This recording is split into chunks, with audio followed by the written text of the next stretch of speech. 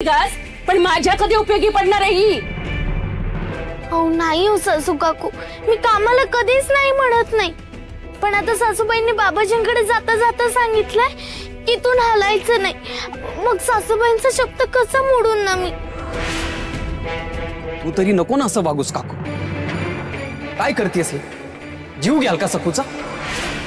काही दया माया आहे की नाही? तू तरी म्हणजे तुला पटतंय ना मी हिच्याशी चांगली वागते ते? मग हिचा छळ करण्याला जाऊन विचार ना जाब. मला कशाला ऐकवतोयस? मी ऐकतेच आहे.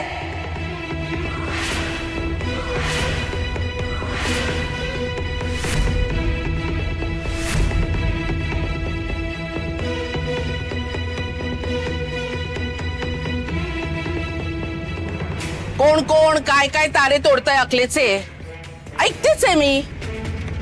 पण सखू नव्हती तेव्हा तुम्ही एकट्यानंच सगळी कामं करायचात ना.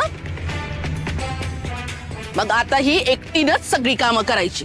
मला घरात वाद आणि भांडणं नकोयत, नाहीतरी तमाशा करायची सवयच लागले तुम्हाला जाऊबाई. अहो प्रसंग काय ओढवलाय आणि तुमचं काय चाललंय? आजाहोंनी पुन्हा माझी बाजू घेतली. बाबाजी काय म्हणाले रमाई? सर्व साक्षी आहेत बाबाजी, सर्व साक्षी आहेत.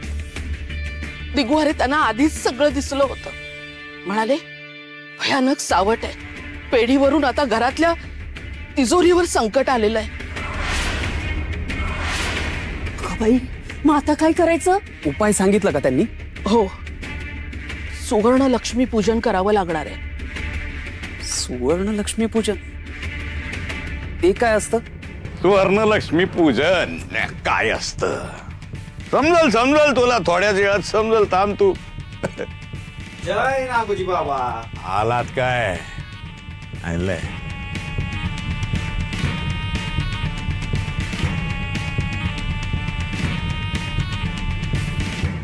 काम होईल ना यानं? होय तर खात्रीन होईल.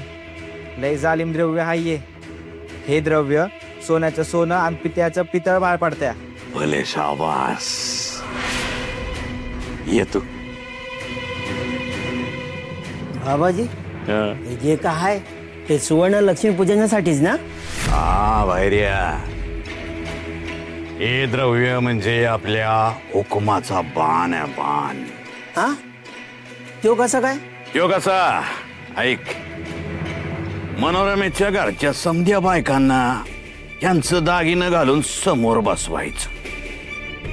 म्हणजे समधेवर का तिजोरीतले समधे दागिने, समधे दागिने सोन्याचे हवेत.